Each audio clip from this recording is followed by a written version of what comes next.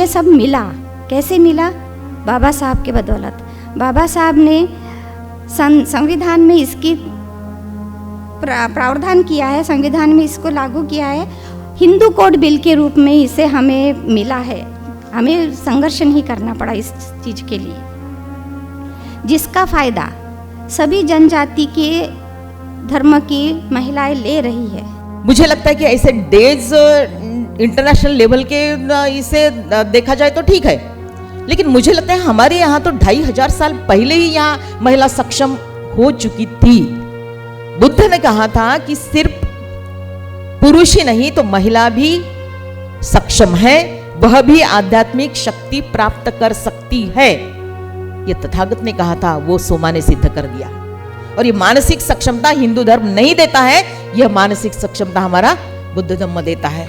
सही रूप में अगर हमें बौद्ध समाज को स्थापित करना है या हमें अंतर्राष्ट्रीय महिला दिवस को सम्मानित करना है या उसको चरितार्थ करना है, तो हमें नारी सशक्तिकरण की परिभाषा सबसे पहले अपने घर से शुरू करनी पड़ेगी। जब तक हम आगे मिशन और दम के कामों में नहीं लगाएंगे, मुझे लगता है कि भारत में दम नहीं फैलेगा। तो मुझे लगता है कि भारत के जो सुप्रीम कोर्ट है उसमें हमारा प्रतिशत कितना है? तो हमारा प्रतिशत सुप्रीम कोर्ट में आज पूरे कोर्ट के जितने भी न्यायमूर्ति है, जितने भी एडवोकेट है जो गवर्नमेंट के होते हैं, उसमें 4.5% हमारा प्रतिनिधित्व है।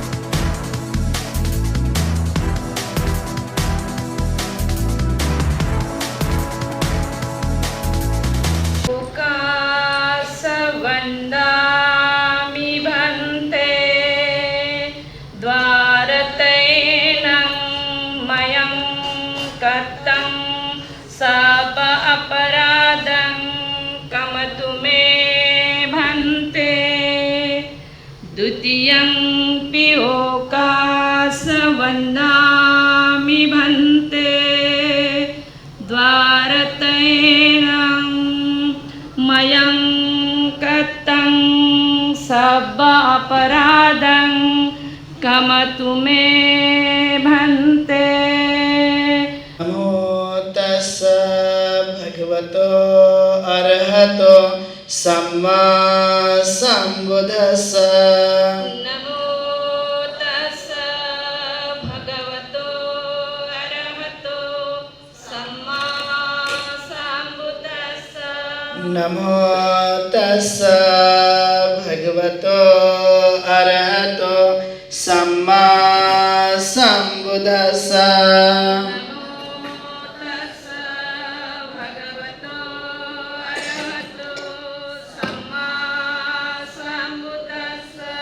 नमो तस्स भगवतो अरहतो सम्मा सम्बुद्धस्स। नमो तस्स भगवतो अरहतो सम्मा सम्बुद्धस्स।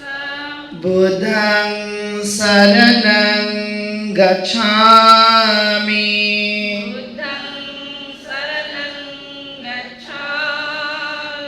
धम्मं शरणं गच्छामि।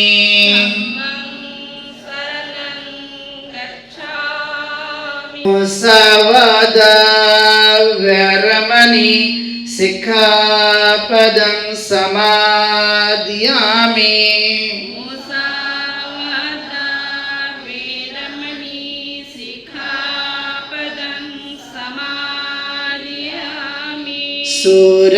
सूरामेरयम जपम दठाना वेरमणि सिक्खापदं समादियामि। दठाना वेरमणि सिक्खापदं इमानि पञ्चसिक्खापदानि सील न सुगतियन्ति सील न भोग संपदा सील न निवृत्तिं यन्ति तस्मा शीलं विशोधयेति साधु साधु साधु वकसंघो साम्यचिपटिप न भगवतो स वकसंघो यदिद चत्वारि पुरुषयुगानि आठ पुरुष पुगलाय स भगवतो सावक संग आहुनय्य पाहुनय्य दक्षिणय्य अंजलिकरणीय अनुत्तरं पुयं खेत लोकसाति साधु साधु साधु। आप सभी का हृदय की गहराई से स्वागत करती हूँ और उपस्थित महिला सशक्तिकरण संघ के सम्मानित पदाधिकारी सदस्य और उपस्थित सभी को मेरा मैत्रीपूर्ण जय भीम। आज जागतिक महिला दिवस के उपलक्ष्य में महिला सशक्तिकरण संघ की माध्यम से इस प्रोग्राम का आयोजन किया गया है। ऐसे विशेष अवसरों पर अतिथिगण आते हैं। एक दूसरे की खुशियों में जब हम शरीक होते हैं तो हमारी खुशियाँ बढ़ती है। एक दूसरे का सम्मान करना, कद्र करना, यह एक मानवीय मूल्य है जो हम लोग निभाते हैं। पंचशील ग्रहण किया है। बुद्धं शरणं गच्छामि महज एक वाक्य नहीं या कोई मुहावरा नहीं, बल्कि विश्व शांति का संदेश और कल्याणकारी जीवन जीने का सूत्र है।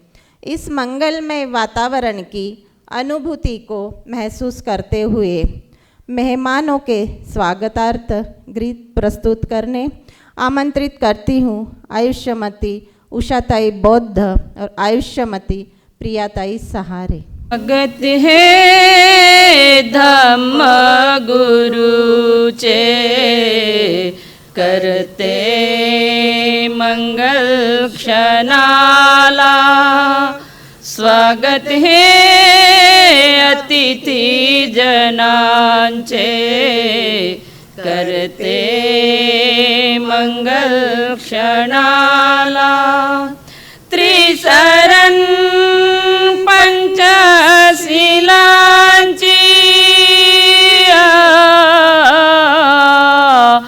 हो, त्रिशरण पंचशिलांची अर्पण करूनी माला। स्वागत है धम्म गुरु चे करते मंगल क्षणाला।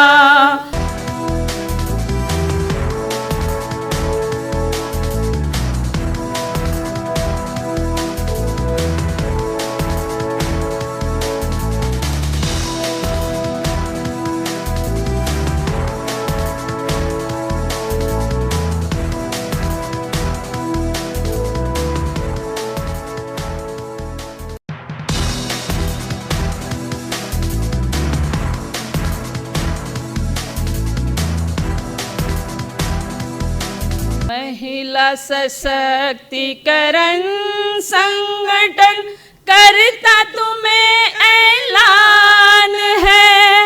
महिला सशक्तिकरण संगठन करता तुम्हें ऐलान है। जागो देश की माता बहनों, अपने जिंदाबाद जिंदाबाद, नारी शक्ति जिंदाबाद, जिंदाबाद जिंदाबाद, नारी शक्ति जिंदाबाद। हक के लिए लड़ने वाली प्रजापति गौतमी है तू, विश्व को बुद्ध देने वाली यशोधरा महान है तू। मैं आज के प्रोग्राम का प्रास्ताविक करने आमंत्रित करती हूँ आयुष्यमती विद्याताई जनरोड़े, राष्ट्रीय कोषाध्यक्ष। आज हम सब महिला दिवस मनाने के लिए एकत्रित हुए हैं।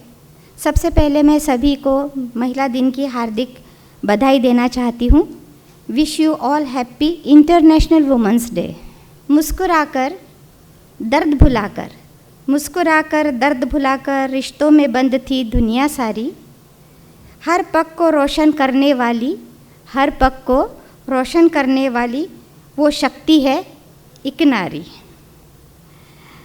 अमेरिका के सोशलिस्ट पार्टी ने इसकी शुरुआत की। लगभग 20वीं सदी के शुरुआती दौर पे सभी दुनिया के सभी देशों ने महिलाओं को मतदान का या वोटिंग का हक या जो उनका हक है वो नकारा था, उनसे वो हक से उनको बेदखल किया गया था। महिलाओं ने मतलब अमेरिका की महिलाओं ने 1909 में इसके लिए आंदोलन किए, धरने किए और अपनी मांगों के लिए वे सड़क पे उतरी, संघर्ष किया। उनके ऊपर हो रहे अन्याय अत्याचार के विरुद्ध वे लड़ी। उनकी मांगे क्या थी? उनकी मांगे सिर्फ मतदान इतना ही उनकी मांगे नहीं थी, उनकी मांगे ये भी थी कि उनको समान हक चाहिए था। जो कामकाजी महिला थी उनके जो आवर्स थे, काम के आवर्स थे वो कम करना था उनको, ये भी थी। और जो कार्यालयीन महिला थी उनको डिलीवरी में जो हमें आज जो मैटरनिटी लीव मिलती है उसकी भी उनकी वो मांग थी। फिर हम जो बोलते हैं कि बाप दादाओं की स्टेट में भी उनको हिस्सा चाहिए था, क्योंकि जो पहले हम लेडीज़ों को या जो महिला थी उनको नहीं मिलता था, वो भी उनकी एक मांग थी। फिर उनके हिसाब से उनको तलाक या मेंटेनेंस, जो बच्चे अगर है उनके, तो हम जो उसको मराठी में पोटगी बोलते हैं, उनकी वो भी, और बहुत सारी मांगे थी, बहुत सारी थी, मैं सब नहीं गिनाऊंगी यहाँ पे। ये सारी उनकी मांग थी।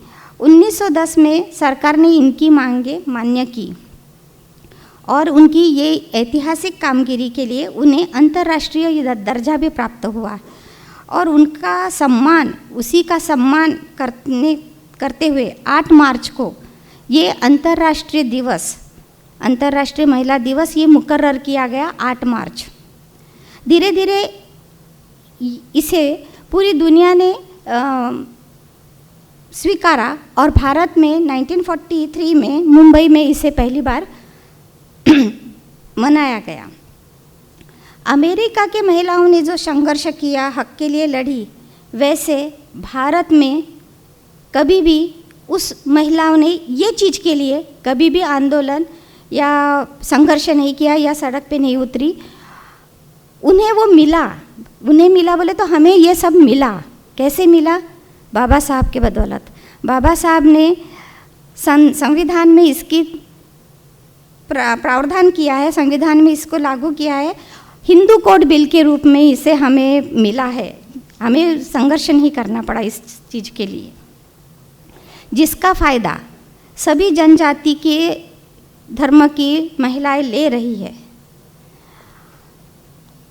महिलाएं भावनिक होती है, सहनशील होती है, त्यागी होती है, हिम्मत वाली होती है, शौर्यवान होती है और संस्कारित भी होती है। नैसर्गिक तौर पे उन्हें एक ऐसा वरदान मिला है, महिलाओं को एक ऐसा वरदान मिला है कि वो नए जीव को जन्म दे सकती है। ये एक उनको बहुत बड़ा वरदान है महिलाओं के लिए। Women is one of the gem out of 9। एक स्त्री एक रत्न है, 9 रत्नों में से एक स्त्री भी एक रत्न है। She can give birth to new ones for the evolution of the world. सामाजिक व्यवस्था बनाए रखने के लिए ये बहुत ज़रूरी है। अगर ऐसे मान के चलो कि संसार में महिला होती ही नहीं, सारे पुरुष ही पुरुष होते, तो क्या होता? दुनिया ठप हो जाती और मेरे ख्याल से नष्ट भी हो जाती। तो ये हमारे लिए बहुत बड़ी उपलब्धि है महिला होने के नाते। महिला सशक्तिकरण संघ की स्थापना 26 नवंबर 2016 में हुई। 26 नवंबर ये संविधान दिवस भी है जिसमें बाबा साहब ने महिलाओं के लिए कई कानून का प्रावधान किया है। बाबा साहब कहते थे जिस किसी समाज की उन्नति देखनी है तो उस समाज के महिलाओं की उन्नति देखिए, तरक्की देखनी चाहिए, उससे उनकी मापी जानी चाहिए उनकी तरक्की से। हमारा संगठन भी महिलाओं का है, उसी को मद्देनज़र रखते हुए हमने 26 नवंबर को महिला दिवस का गठन किया है जिसको हम शॉर्ट में MSS कहते हैं। MSS की स्थापना 26 नवंबर 2016 को हुई जिसके संस्थापक भदंत डॉक्टर चंद्र कीर्ति जी है जो सुभारती यूनिवर्सिटी मेरठ में HOD के पद पर कार्यरत है। MSS क्या काम करती है? MSS महापुरुषों की जयंती करती है। महापुरुषों की जयंती हम इसलिए मनाते हैं ताकि आने वाली पीढ़ी को, जो न्यू जनरेशन है, उन्हें उनके त्याग का, बलिदान का, संघर्ष के बारे में पता चले। जो आज हमें जो सुख सुविधा मिल रही है और हम इतने अच्छे स्टेज पे हमारा कार्यक्रम हम आयोजित कर रहे हैं, वो हमें ऐसे ही मुफ्त में नहीं मिला। हमारे महापुरुषों ने, हमारे पूर्वजों ने उसके लिए काफ़ी संघर्ष किया है। उनके विचार और कार्य जन जन तक पहुँचे, इसलिए भी हम ये महापुरुषों की जयंती करते हैं। जैसे सावित्रीबाई फुले की जयंती करते हैं जिन्होंने महिलाओं के लिए पहली स्कूल खोली। रमाबाई जयंती, अंतर्राष्ट्रीय महिला दिवस जो आज का है, अवसर पर समाज में उत्कृष्ट कार्य के लिए ग्लोबल वुमेन एम्पावरमेंट अवार्ड से हम उन्हें सम्मानित करते हैं। शाहू महाराज की जयंती के अवसर पर जिनको सही मायने में गरज है ऐसे विद्यार्थियों को हम स्कॉलरशिप प्रदान करते हैं, क्योंकि शाहू महाराज आरक्षण और स्कॉलरशिप के जनक माने जाते हैं। आज तक महिला सशक्तिकरण संघ द्वारा लगभग 30 बच्चों को हमने आज तक स्कॉलरशिप दी है, प्रदान की है। मैं आशा करती हूँ कि हमारी MSS के सदस्य ऐसे ही बढ़ते रहे और आपका सभी का सहयोग ऐसा ही हमें मिलते रहे। इसी के साथ मैं अपने वाणी को विराम दूंगी। 2016 में जो छोटा सा बीज रोपा गया था वो आज एक बहरदार वृक्ष का रूप धारण कर चुका है। महिला सशक्तिकरण संघ के इस बहरदार वृक्ष को सींचने की और हरा भरा रखने की जवाबदारी हम सबकी है और ईमान इतबारे पूरी पारदर्शिता के साथ हम सब मिलकर इसका पूरा प्रयास करेंगे। इस वादे के साथ मैं आमंत्रित करती हूँ आज के हमारे पहले वक्ता डॉक्टर सरोजताई आगलावे। इनके क्या कहने, हर वक्त समाज के प्रति वफादारी के साथ और पूरे समर्पण के साथ तत्पर रहने वाली सरोजताई आगलावे, इनसे अनुरोध करती हूँ कि वह अपना वक्तव्य रखें। जागतिक महिला दिन, अंतर्राष्ट्रीय महिला दिन शुरू हुआ है। 1975 से यह यूनो ने अंतर्राष्ट्रीय महिला दिवस दिन शुरू किया है और तब से पूरे विश्व में यह दिन मनाया जाता है। इस दिन कई तरह के प्रोग्राम महिलाएं आयोजित करती है। उसे सशक्त बनाने का प्रयास, या महिला है उसे उसके कार्य की सराहना करने के लिए, मुझे लगता है उसके हक और अधिकार उसे देने के लिए, ये विद्या मैडम ने बताया आपको कि किस तरह से महिला, कामकाजी महिला रास्ते पे आई थी अपने अधिकार के लिए।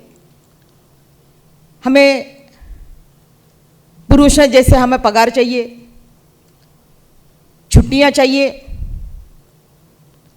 हमें अगर वह 8 घंटे काम करते तो हम भी 8 घंटे काम करेंगे, वो 8 घंटे करेंगे और हम 10 घंटे नहीं करेंगे।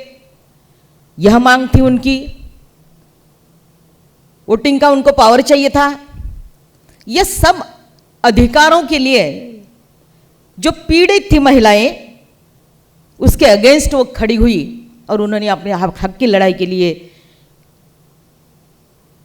जंग क्लारा झेटकिन नाम की एक महिला थी, उसके नेतृत्व में उन्होंने यह लड़ाई लड़ी और यूनो को आखिर उनके इस हक की उन्होंने हक को उन्होंने मान्यता दी। और इस तरह से यह जागतिक महिला दिन, ये तो ठीक है, ये इंटरनेशनल लेवल पे जो हो रहा है वो ठीक है। यूनो का जो हो रहा है, यूनो का काम ही है डेज सेलिब्रेट करना। कई प्रकार के डेज हम देखते हैं, fathers day, mothers day, Valentine day, rose day, daughters day, कई प्रकार के डेज मनाने का आजकल चलन हो गया है। मुझे लगता है कि उसी में से एक ये जो है कि विमेंस इंटरनेशनल विमेंस डे, ये भी उसी प्रकार का है। मुझे लगता है कि ऐसे डेज इंटरनेशनल लेवल के इसे देखा जाए तो ठीक है, लेकिन मुझे लगता है हमारे यहाँ तो 2500 साल पहले ही यहाँ महिला सक्षम हो चुकी थी, महिला सक्षम हो चुकी थी। हमारे सबसे पहले महिला हमें सक्षम वह दिखती है जो 500 महिलाओं को लेकर मुंडन करके चीवर पहन के वह तथागत की तरफ जाती है, हमारी महाप्रजापति गौतमी। यह वह पहले हमारे भारत की हमारी जो आदर्श है वो हमारी सक्षम महिला महाप्रजापति गौतमी है। एक बार मना करने के बाद भी, कपिल वस्तु में मना करने के बाद भी वह हारी नहीं। वैसे देखा जाए ना तो महिला कभी हारती नहीं, उसे हराया जाता है, उसे हराया जाता है। धर्म के नाम पे हरा जाएगा, रूढ़ी, प्रथा, परंपरा, अंधश्रद्धा, इस सब के नाम पे उसको इस्तेमाल करके उसको हराया जाता है, वो हारती नहीं है। हमारी महाप्रजापति हारी नहीं, हारी नहीं वह। कपिल वस्तु में शुद्धोधन, राजा शुद्धोधन के निर्वाण के बाद वह तथागत से रिक्वेस्ट करते कि हमें भी अपने संघ में शामिल कर लीजिए। वो कहते कि नहीं, नहीं कहते हैं। नहीं कहने के बाद ये रुकती नहीं है, ये 500 महिलाओं को लेकर कपिल वस्तु से वैशाली तक ये चली जाती है, मुंडन करके, चीवर पहन के। ये सक्षम नारी ही कर सकती है ना, ये ऐसे वैसे नारी कर सकेगी क्या? तो यह सक्षम नारी हमारे धम्म में हमें दिखती है। यशोधरा, यह भी एक सक्षम नारी थी। पति ने घर छोड़ने के बाद, सिद्धार्थ का महाभिनिष्क्रमण होने के बाद हमें दिखता है कि इसने किस तरह से बच्चों को संभाला होगा, किस तरह से सास ससुर को संभाला होगा, किस तरह से उसने अपना जीवन व्यतीत किया है। वो भी सक्षम नारी है कि सिद्धार्थ को कहती है ठीक है, मैं यह जिम्मेदारी जो परिवार की जिम्मेवारी है मैं संभालती हूं। ये मुझे लगता है कि सक्षम नारी ही कर सकती है, वो हमारे लिए सक्षम नारी है। महाप्रजापति गौतमी ने जिन्हें प्रबज्जा दी थी वो एक सोमा भिक्खुनी थे। सोमा भिक्खुनी को कहते हैं कि अरे क्या ये तुम क्या कर रही हो, तुम्हें क्या मिलने वाला है? महिलाएं कभी आध्यात्मिक शक्ति प्राप्त कर सकती है? क्योंकि महिलाओं को ज़्यादा अक्ल ही नहीं होती, महिलाओं को तो इतनी से अक्ल होती है, इतनी से यानी चावल पका के नहीं, 2 उंगली में हम दबा के देखते हैं, 1-2 निकाल के। इतनी सी अक्ल होने वाली महिलाओं को आध्यात्मिक शक्ति कैसे प्राप्त होगी? आप नहीं प्राप्त कर सकती। वो जो जवाब देती है ना सवाल करने वालों को, तो वो है सक्षम नारी। बुद्ध ने कहा था कि सिर्फ पुरुष ही नहीं तो महिला भी सक्षम है, वह भी आध्यात्मिक शक्ति प्राप्त कर सकती है। यह तथागत ने कहा था, वो सोमा ने सिद्ध कर दिया। यह हमारी सक्षम नारी थी। हमारे बुद्ध साहित्य में थेरी गाथा जो है वो तो सब ये दिखाती है कि वो कितनी सक्षम नारी इसमें थी। लेकिन ये जो काल था, ये काल ज्यादा दिन नहीं रहा। महिलाओं को फिर से उसी अंधेरे में, उसी कोठड़ी में उसको बंद कर दिया गया। यत्र नार्यस्तु पूजन्ते रमन्ते तत्र देवता। जहां नारी का वास होता है वहां देवता वास करते हैं। कहां गई वो नारी? फिर क्यों मनुस्मृति आई? अगर महिलाओं को इतना सक्षम करना था, उनको सभी प्रकार का स्वतंत्र देना था, तो उसको फिर क्यों मनुस्मृति लाई गई और उसको क्यों उसको कोठड़ी में डाला गया? क्यों डाला गया? पिता रक्षति को मारे भर्ता रक्षति यौवने सभी रक्षन्ति पुत्रा न स्त्री स्वातंत्र अर्हति। स्त्री को स्वातंत्र नहीं देना है, बिल्कुल नहीं देना है उसको स्वतंत्र। उसको पुरुषों के अधीन रखो, बस घर चूल्हा चौका बच्चे यही उसका काम है। इस तरह का उसका दायरा यानी सीमित कर दिया गया। कैसे नारी सक्षम होगी? नारी सक्षम कैसे होगी? 19वीं शताब्दी में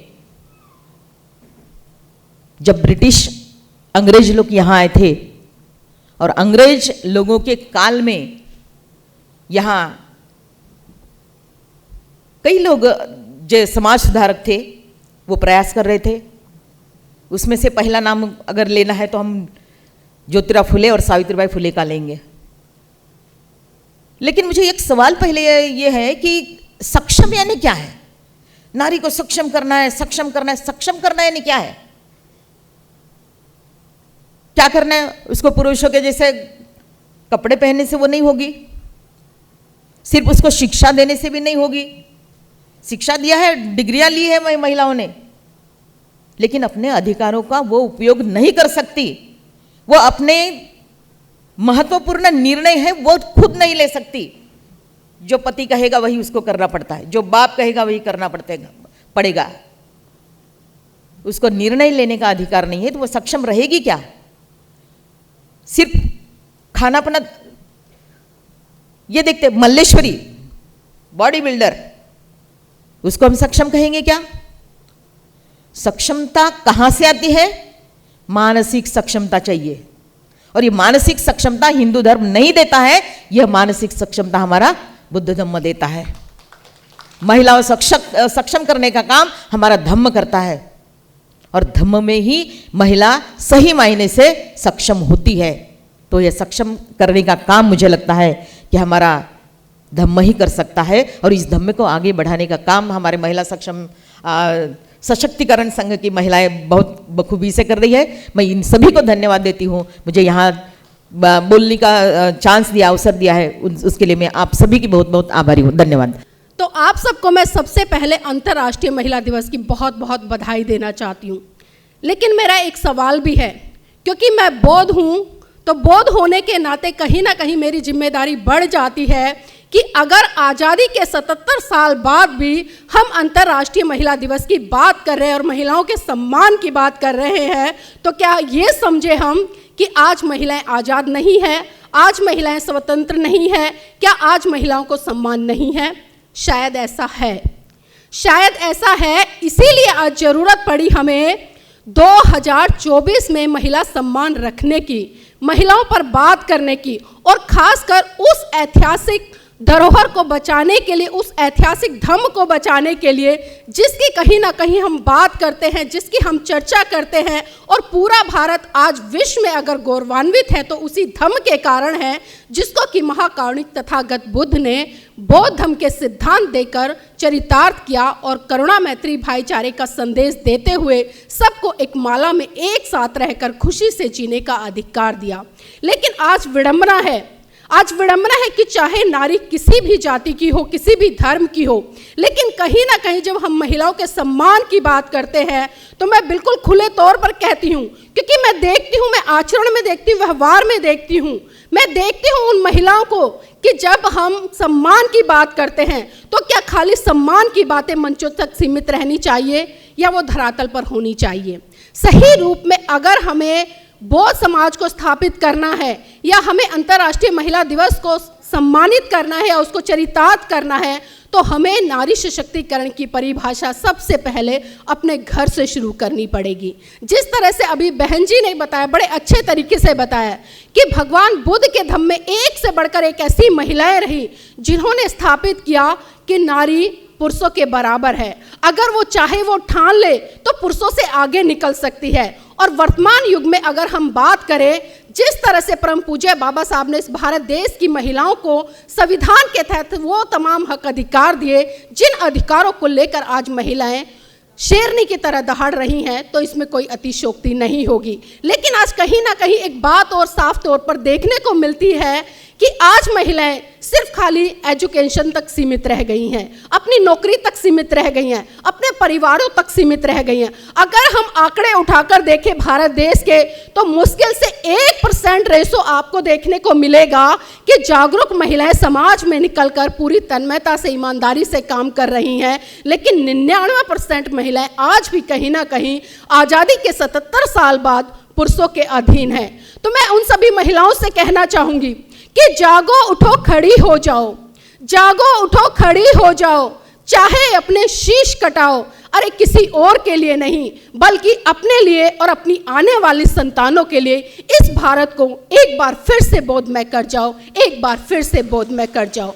क्योंकि ये बात मैं इसलिए कर रही हूं कि बौद्ध धर्म ही एक ऐसा धर्म है जो आपको करुणा मातृ भाईचारे का संदेश देते हुए एक साथ मिलकर रहने का अधिकार देता है, आपको समानता का अधिकार देता है। चाहे आप महिला हैं, पुरुष हैं, छोटे हैं, बड़े हैं, गरीब हैं, अमीर हैं, जाति में किसी से भी बिलोंग करते हैं, आप सबसे पहले मनुष्य हैं। और ये मनुष्य होने का एहसास कहीं ना कहीं हमें भगवान बुद्ध का धम्म कहलाता है। लेकिन आज कहीं ना कहीं हम देख रहे हैं कि जो जानने की संस्कृति है हम उस पर जोर ना देकर बल्कि मानने की संस्कृति पर बहुत ज़्यादा जोर देते हैं।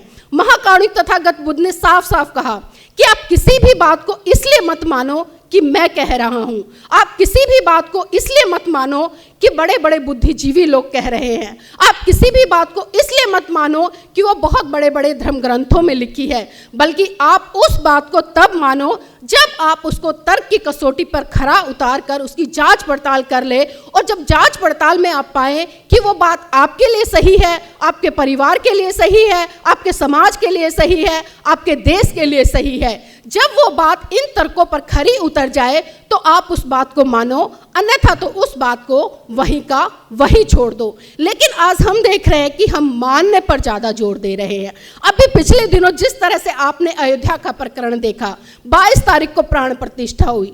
अब हम बुद्धिजीवी लोग हैं, हम तर्क वितर्क करना जानते हैं। अब किसी ने हमारे सामने बहुत बड़ा सवाल खड़ा कर दिया, और सवाल खड़ा क्या कर दिया, उन्होंने तो ऐलान कर दिया कि हमने एक मूर्ति की जो पत्थर की मूर्ति है उसमें प्राण प्रतिष्ठा कर दी। और इस देश की 144 करोड़ की आबादी ने मान लिया कि हाँ किसी पत्थर में प्राण प्रतिष्ठा होती है।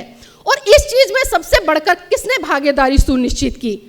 मुझे कोई अतिशयोक्ति नहीं होती कहने में कि आज भी महिलाएं चाहे पढ़ गई हैं, लिख गई हैं, चाहे कितनी भी जागृति की बातें करती हैं, लेकिन कहीं ना कहीं कुछ % महिलाओं को छोड़कर अगर मैं बात करूं तो उन सभी महिलाओं ने ये मान लिया कि हाँ एक पत्थर की मूर्ति में प्राण डाले जा सकते हैं। तो ये हमें सोचना पड़ेगा कि सामने वाला क्या कह रहा है और क्या नहीं कह रहा। क्योंकि अभी एक चीज और यहाँ पर निकल कर आई कि जिस तरह से एक ऐसी संस्कृति को हमारे सामने परोसा गया जिसमें कहा गया कि यत्र नारी पूज्यन्ते तत्र रमन्ते देवता, कि जहाँ नारियों की पूजा होती है वहाँ देवता वास करते हैं। लेकिन क्या ये सत्य है? आज हम देखते हैं कि खुलेआम आज जाति के आधार पर बहन बेटियों के साथ में अत्याचार शोषण हो रहा है। और वो अत्याचार शोषण करने वाले कौन हैं? क्या वो उस धर्म को मानने वाले हैं जो धर्म करुणा मैत्री भाईचारे का संदेश देता है? क्या उस धर्म को मानने वाले लोग हैं जो करुणा मैत्री भाईचारे के साथ आपको आगे बढ़ने का अधिकार देता है? क्या वो उस धर्म को मानने वाले लोग हैं जो आपको महिला हो या पुरुष हो एक बराबर अधिकार सुनिश्चित करने का अधिकार देता है? शायद वो उस संस्कृति के तो लोग नहीं। लेकिन आज विडंबना है कि हम बड़े बड़े कार्यक्रम तो आयोजित कर लेते हैं, लेकिन कहीं ना कहीं हम भारत देश में जिस संस्कृति की बात करना चाहते हैं, जिस संस्कृति को स्थापित करना चाहते हैं, उसमें भी हम कहीं ना कहीं बहुत बड़े स्तर पर घालमेल देखते हैं। मेरी बहनों, मेरे भाइयों, अगर मैं यहाँ पर चर्चा करना चाहूँ, क्योंकि जब तक हम भारत देश में सांस्कृतिक परिवर्तन नहीं करेंगे तब तक हम सही रूप से भारत में बुद्धिज्म को स्थापित नहीं कर पाएंगे। और परम पूज्य बाबा साहब ने भी ये बात कही थी कि भारत देश में अक्सर लगातार 2 संस्कृतियों की लड़ाई है।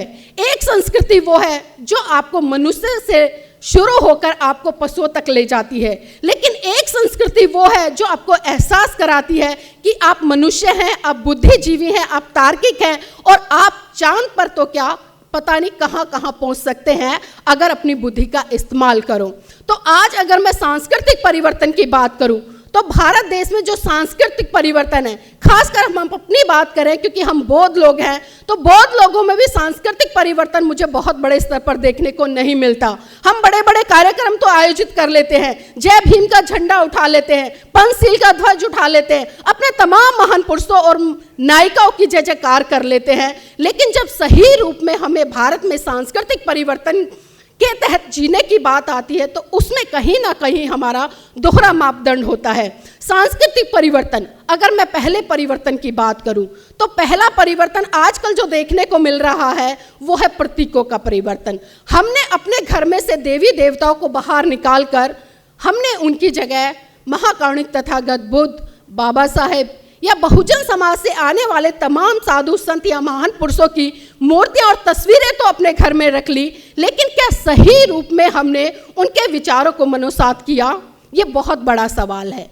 अर्थात मन सभी प्रवृत्तियों का अगवा है। जो विचार हमारे मन में आएंगे, चाहे वो अच्छे हों या बुरे हों, जैसे विचार हमारे मन में आएंगे वैसा ही हमारे व्यवहार में आएंगे। तो आज ये हमारी जिम्मेदारी बनती है कि अगर हमें सोचना है तो हम बड़ा सोचें, हमें सोचना है तो हम अच्छा सोचें, हमें करना है तो कुछ अलग करना है। सारी की सारी उत्पत्ति आपके मन से हो रही है और आज से कम 2500 साल वर्ष पूर्व महाकारुणिक तथागत बुद्ध ने आपको ये सिद्धांत दिए हैं। तो मैं अपनी बहनों से यही कहना चाहूँगी कि देखना बहुत कुछ है, देखना बहुत कुछ है, देखते रहिए, करना बहुत कुछ है, करते रहिए। समाज आज भी बलिदान मांगता है, पर सच तो ये है मेरी बहनों, आज आपसे आपकी जान नहीं बल्कि आपका ईमान मांगता है, आपका ईमान मांगता है। जय भीम, नमो बुद्धाय। Dr. Bhimrao Ambedkar ji always wanted women to play the role for the progress of nation, because if woman is reaching at the heights, she will teach all the family, children and everyone, and it can inspire. And I think now Dr. Siddharth is back here, and I really thankful, and he always come for all the programs. He is really devoted for this Buddhist program, and because we are celebrating International Buddhist Women Conference, हम Buddhist women के ऊपर बात करना चाहते हैं कि आज हमारी बुद्धिस्ट औरतें कितनी तरक्की कर रही हैं और क्यों कर रही हैं। क्योंकि बौद्ध धर्म ही एक ऐसा धर्म है जो हमें सिखाता है कि आपस में भाईचारा रखो, हम समान हैं, हम इक्वल हैं। और हम आज अपने पैर पे खड़े हैं तो किस लिए खड़े हुए हैं? क्योंकि आपको मालूम है कि 2500 साल पहले जब तथागत बुद्ध जी का समय था, उस समय महाप्रजापति गौतमी, जो कि उनकी मदर थी, एम आई राइट? हाँ जी, उन्होंने इतना डेयरिंग किया कि 500 लोगों के साथ वो आई और उन्होंने कहा कि हमको संघ ज्वाइन करना है। उन्होंने भी कुछ सोचा होगा कि महिलाओं का क्या इम्पोर्टेंस है। आज हम लोग कभी नहीं सोचते हैं, मतलब जितना सोचना चाहिए लोग कर रहे हैं, अपनी तरफ से मेहनत कर रहे हैं। ऐसा नहीं कि हमको अपना कंट्रीब्यूशन करना पड़ेगा। जैसे समझ लीजिए जंगल में आग लग गई है तो एक चिड़िया जो है बूंद बूंद पानी भर के कह रही, तो दूसरा जानवर कहता है कि ऐसा क्यों कर रहे हो, तुम्हारे एक बूंद पानी से कोई आग तो बुझेगी नहीं। लेकिन ये सच है कि उसको देखकर बाकी भी जानवर जंगल में आग बुझाने चले आए। और इससे समझ में आता है कि यदि एक इंसान अपना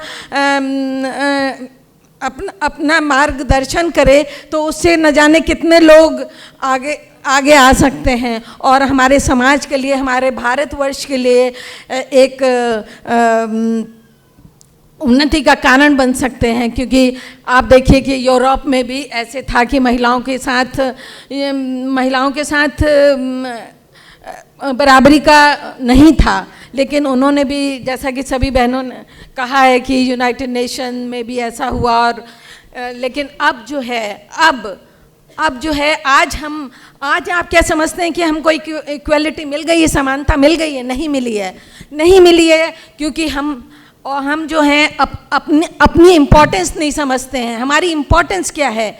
यदि हम अपने इम्पोर्टेंस को समझे, हमें अपने आप को काबिल बनाना है, इतना पढ़ लिख के इतना शिक्षित करना है, क्योंकि डॉक्टर भीमराव अंबेडकर ने भी यही कहा था, शिक्षित बनो, संगठित बनो, संघर्ष करो।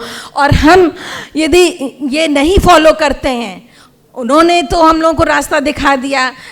अभी सभी मैडम लोगों ने बताया कि कितना हेलो हम लोगों को ये बता दिया कि कैसे रास्ता आगे साफ करके आपको बढ़ना है।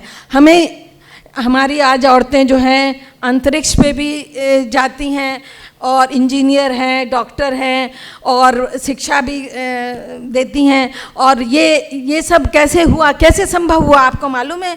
क्योंकि 7वीं शताब्दी, ये आई थिंक 18th सेंचुरी में ये ज्योतिराव फुले जो हैं, उनकी वाइफ सावित्रीबाई फुले, और उन्होंने वो जो प्रथम शिक्षिका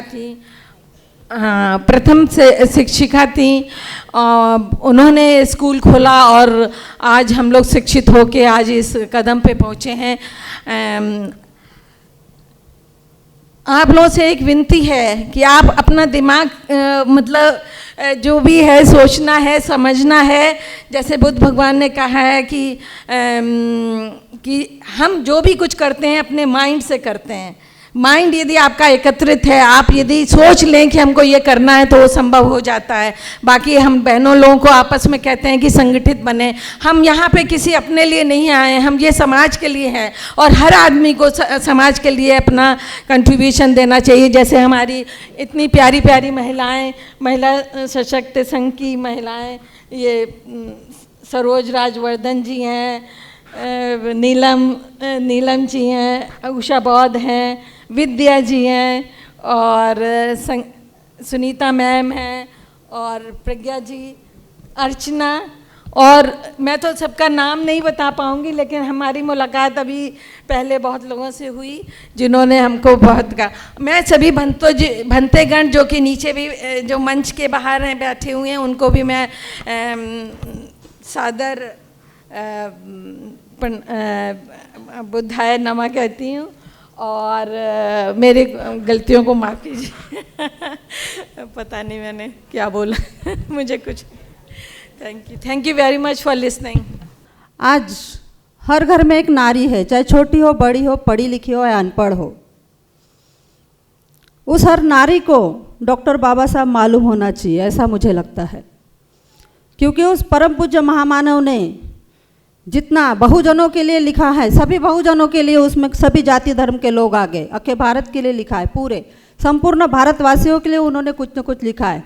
जो पिछड़ा वर्ग था, जिस पर अन्य अत्याचार हो रहे थे, दबा कुचला वर्ग था, उन सभी के लिए डॉक्टर बाबा साहब ने सब कुछ यहाँ दे कर गए हैं। लेकिन उसमें से एक वर्ग है नारी वर्ग, जिसको कोई अधिकार नहीं था, कोई भी अधिकार, किसी भी चीज़ की बोलने की भी इजाज़त नहीं थी। ऐसे सभी नारियों के लिए डॉक्टर परम पूज्य बाबा साहब ने बहुत कुछ दे के गए हैं। हिंदू कोड बिल के जरिए हमें सब कुछ मिला है। बहुत सारे उन्होंने कायदे करके रखे हैं संविधान के माध्यम से। हमें सबसे बड़ा जो मिला है अधिकार वो है वोटिंग का। अगर हम राजा पैदा कर सकते हैं तो हम राजा बना भी सकते हैं, ये ताकत हमें दे के गए हैं। अगर हम जन्म दे के किसी को राजा बनने लायक बना सकते हैं तो हम अपने उंगली की स्याही से उस तख्त पर राजा को बैठाने की भी ताकत रखते हैं। लेकिन ये चीज़ हर स्त्री को, हर नारी, हर महिला को मालूम होनी जरूरी है। तो मेरी यही विनती रहेगी, जिस महिला को ये चीज़ मालूम है उसने दूसरे महिला को बताना जरूरी है।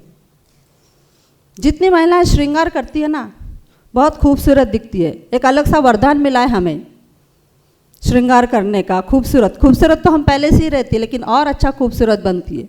लेकिन क्या आपको लगता है ऊपरी जो दिखावा है उससे हम खूबसूरत दिखने वाले हैं? चाहे तुम कितना भी खूबसूरत मेकअप कर लो, कितनी भी अच्छी चीज़ें पहन लो, धारण कर लो, लेकिन जब तक तुम्हारे मन में करुणा मैत्री का भाव नहीं होगा, त्याग का भाव नहीं होगा, समर्पण का भाव नहीं होगा, प्यार मोहब्बत का भाव नहीं होगा, तब तक तुम्हारी सुंदरता कोई काम की नहीं। अगर तुम सिंपल वे में भी कहीं जाते हो और तुम में जो एक ममता, करुणा, वो चीज़ अगर तुम में दिखाई देती है, हम पहले खुद बैठने से पहले किसी और को हम बैठने के लिए कहते हैं, वो हमारा त्याग का भाव हो गया। हम कुछ खाने के पहले किसी और को पूछते हैं, हमें कोई चीज़ मिल रही है तो हम किसी और को देना चाहते हैं, ये त्याग का भाव हो गया, सैक्रिफाइस। अगर ये चीज़ हम में है तो ये इससे बड़ी सुंदरता और कोई नहीं। लेकिन आज की दुनिया में, आज की जो युग है, उसमें नारी ही नारी की दुश्मन बनी बैठी है। वो दुश्मनी हमारे घर से स्टार्ट होती है, हमारे अड़ोस पड़ोस से स्टार्ट होती है, चाहे हमारे रिश्तेदार हो, चाहे कोई भी हो। फिर हम क्यों वो दुश्मनी ख़त्म नहीं करते? इसलिए नहीं करते क्योंकि हमारे दिल में ही वो प्यार, त्याग, वो करुणा मैत्री नहीं है। अगर हमारे दिल में वो करुणा मैत्री त्याग की भावना हो तो किसी भी फैमिली में कोई लड़ाई नहीं होगी, कोई आपसी मतभेद नहीं होंगे। तो मेरी हर स्त्री से गुजारिश होगी कि ज़्यादा से ज़्यादा समय करुणा मैत्री दिखाइए। लेकिन अब आप कहोगे कि करुणा मैत्री किसी दुकान में तो मिलती नहीं, किसी दुकान में मिलती नहीं और वो अपने आप आती भी नहीं। तो फिर हम करुणा मैत्री अगर हमें चाहिए, हम कोशिश करके भी हमें नहीं मिल रही तो हम कहाँ से लाए? तो मेरी आपसे विनती रहेगी, धम्म का पठन कीजिए। धम्म मार्ग इतना अच्छा मार्ग है जो करुणा शांति जिसने दी हमें, जिसने वो मार्ग बताया, भगवान बुद्ध का धम्म, भगवान बुद्ध का धम्म जिस बाबा साहब ने दिया हमें, उसने अपना पूरा त्याग दिखा दिया है उस संविधान के रचयिता में। पूरा फैमिली उन्होंने अपनी पूरी फैमिली बर्बाद हो गई, उनकी पत्नी चले गई, उनके बच्चे चले गए, सब कुछ चले गए। क्यों? क्योंकि उनमें त्याग की भावना थी। सब कुछ अगर वो इतने पढ़े लिखे थे, सब कुछ अगर खुद ही के लिए करते थे तो आज हमें ये दिन दिखाई नहीं देता था। तो उनको वो त्याग की भावना कहाँ से आई? उन्होंने धम्म का पठन किए। भगवान बुद्ध के इतने सारे धर्म हैं, लेकिन बाबा साहब ने इतने धर्मों में से सिर्फ बुद्ध और अपने बुद्ध धर्म को ही क्यों चुना? क्यों उसका चयन किया? क्योंकि जो बुद्ध धर्म दे सकता है वो शायद ही किसी और इसमें मिले, इसलिए। लेकिन हमारी स्त्रियों को हमारी संस्कृति आज तक नहीं मालूम, क्योंकि उनका पठन ही नहीं है, उनको पता ही नहीं क्या है बुद्ध धम्म। जिस दिन आप बुद्ध धम्म का पठन करोगे, जिस दिन आप भंते जी लोगों के मार्गदर्शन में, प्रबोधन में रहोगे, उनके प्रबोधन सुनोगे, अच्छी अच्छी बातें सुनोगे, अच्छे अच्छे लोगों के जो विचार, अच्छे विचार है उनके साथ में आप रहोगे, तो अपने आप में एक व्यक्तिमत्व का आपका विकास होते जाएगा, अलग अलग चीज़ें सीखने मिलेगी। संविधान का वाच पठन कीजिए। मैं तो हर जगह एक ही चीज़ बताती हूँ, बुद्ध एंड धम्म का पठन तो कीजिए, लेकिन सबसे पहले बाबा साहब बताइए। हर एक महिला ने बाबा साहब को पढ़ लिया ना, या हर एक नागरिक ने बाबा साहब को पढ़ लिया इस भारत के, तो उसका विकास निश्चित है, सुनिश्चित है। क्योंकि बाबा साहब ने जो कुछ लिख के रखा है वो अपने भलाई के लिए लिख के रखा है, लेकिन हम पढ़ते नहीं, इसलिए हमें मालूम नहीं। और प्रॉब्लम ये है कि जो पढ़ते हैं वो दूसरों को बताना नहीं चाहते, नहीं बताते। 50% लोग बताते होंगे, 50% नहीं बताते। एक घर से अपनी लड़ाई शुरू हो रही है। ज़्यादा समय लूँगी नहीं, करंट एग्जाम्पल बताऊँगी और अपना यहाँ विराम दूँगी। अभी समाज कल्याण डिपार्टमेंट में हमारे साहब यहीं बैठे हैं। समाज कल्याण डिपार्टमेंट में बहुत सी जगहें निकली है, कुछ हाउस कीपिंग की निकली है, HK की, कुछ क्लर्क की निकली है, कुछ वार्डन की, अलग अलग सभी जिलों में निकली है। तो आपको बताऊँ, उसमें से कुछ जगह पहले भी निकली थी, तो उसमें मैंने कुछ महिलाओं को लगाई थी, चंद्रपुर, गढ़चिरौली, गोंदिया, अलग अलग जिले में लगाई थी। महिलाएं तो लग गई ड्यूटी पर, पेमेंट भी उठा रही, लेकिन उनकी पता है परिस्थिति कैसी है? घर से घूंघट डाल के निकलती है, ऑफिस में चेंज करती है, दिन भर ड्यूटी करती है, फिर से घूंघट डाले कि घर को जाती है। ये आज की नारी की परिस्थिति है। तो ऐसे नारियों को हमें इस समाज का जो सही रूप है वो बताना है। हम जानते हैं कि आज भी महिला, जो बाबा साहब कहते हैं कि अगर किसी समाज की हमें प्रगति देखना है तो महिलाओं को कितने अधिकार मिले, महिला कितनी शिक्षित है,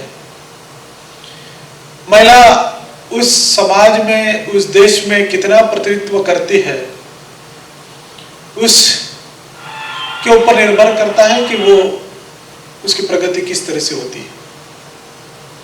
तो इस प्रगति की बात अगर बाबा साहब कहते हैं तो मुझे लगता है कि इस देश में हमें महिलाओं का कितना प्रतिशत इस देश में है, तो हमें आज इसकी तस्वीर हमें दिखना चाहिए। तो हम देखते हैं कि जिस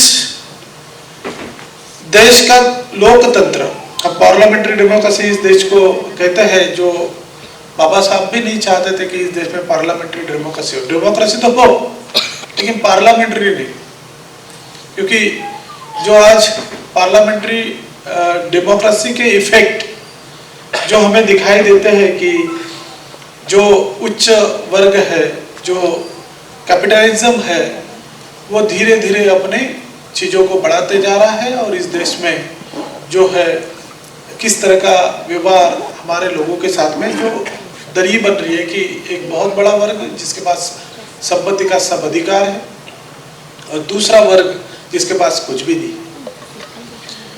तो इस तरह की पार्लियामेंट्री डेमोक्रेसी दुनिया में उसके पहले भी थी, जो बाबा साहब ने अपने बहुत सारी किताबों में लिखकर रखे हैं कि भाई पार्लियामेंट्री डेमोक्रेसी चाहे फ्रांस हो, ब्रिटेन हो, इस देश में थी और बाबा साहब नहीं चाहते थे कि इस देश में पार्लियामेंट्री डेमोक्रेसी हो। अमेंडमेंट इस देश में हुआ था जिसमें महिलाओं को पंचायत जो सेक्टर है उसमें 33% रिजर्वेशन चलना चाहिए, मिला भी। और हमारे साथी ने कहा है कि किस तरह से उनकी परिस्थितियां हैं, मतलब पद पे तो है लेकिन उसके अधिकार सारे जो है उसके पति ही आज यूज कर रहे हैं। अब जब 50% की बात हमारे पार्लियामेंट में आ जाएगी तो अब आज की स्थिति क्या है ये भी देखना जरूरी है 75 साल के बाद में, जबकि संविधान लागू तो 1950 से हुआ है। और बाबा साहब भी कहते हैं कि भाई जिस समाज में हमारा अगर प्रगति देखना है तो महिलाओं की प्रगति उस समाज में उसका कितना प्रतिनिधित्व है। अब जिस समाज के, जिस देश के कायदे कानून, जिसके हक अधिकार उस पार्लियामेंट में बनते हैं, उस पार्लियामेंट में कितना प्रतिशत आज 75 साल के बाद में हमारा है, ये कभी हमने सोचा नहीं, महिलाओं ने सोचा नहीं। तो हम देखते हैं कि आज की जो 2024 तक की पार्लियामेंट थी उसमें लोकसभा में हम प्रतिनिधित्व देखते हैं तो हमारा 30% प्रतिनिधित्व है, वही हम राज्यसभा में देखते हैं तो हमारा 4% प्रतिनिधित्व है।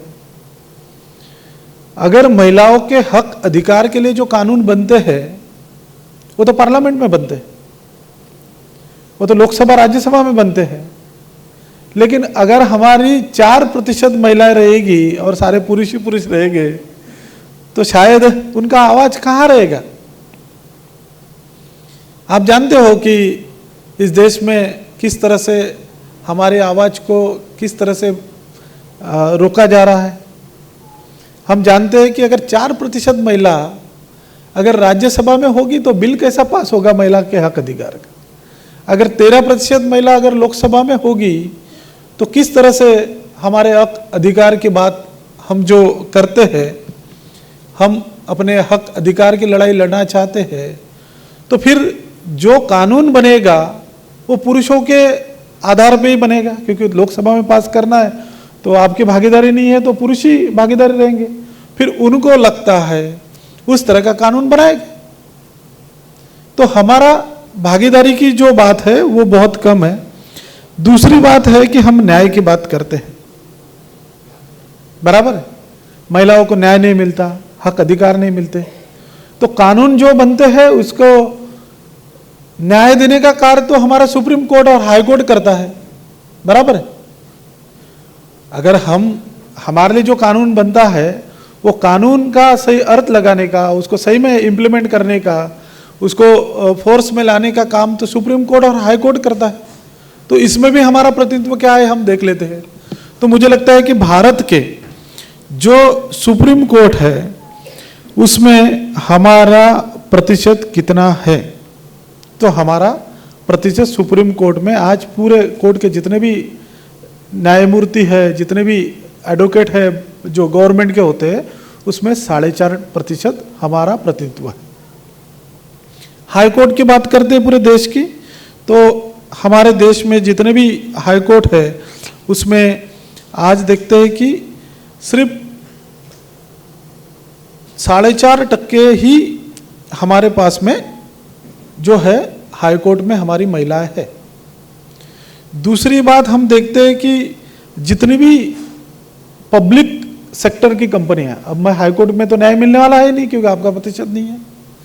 पब्लिक सेक्टर की जितनी भी कंपनियां हैं, इस देश में पब्लिक सेक्टर बहुत बड़ा सेक्टर था, जो बाबा साहब चाहते थे कि इस सोशल डेमोक्रेसी में पब्लिक सेक्टर होना चाहिए, जिसमें लोगों की भागीदारी होना चाहिए और उस भागीदारी में महिलाओं का भी प्रतिशत होना चाहिए। तो वो पब्लिक सेक्टर में हम देखते हैं कि कितना प्रतिशत है, तो पब्लिक सेक्टर में 2021 का अगर सेंसेक्स हम लेते हैं तो सिर्फ पब्लिक सेक्टर में 8% महिला जो है वो जो फोर्स में कुछ कंपनियों में है।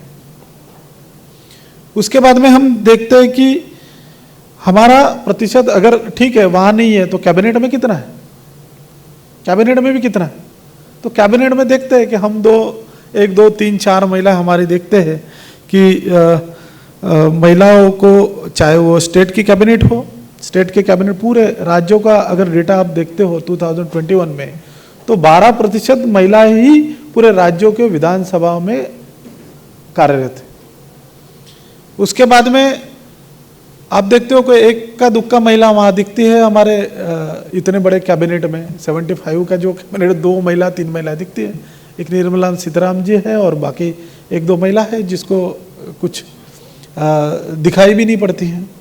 तो हम देखते हैं कि इतना बड़ा देश है जिसमें महिलाओं का आज के 140 लगभग पॉपुलेशन इस देश की है, उसमें 67 करोड़ हमारी महिला है, मतलब देखिए आप लगभग 50% के करीबी है। और इतने सारे महिलाओं का प्रतिनिधित्व कहीं नहीं नजर आता। तो क्या हमारा जो डेवलपमेंट है वो होगा क्या?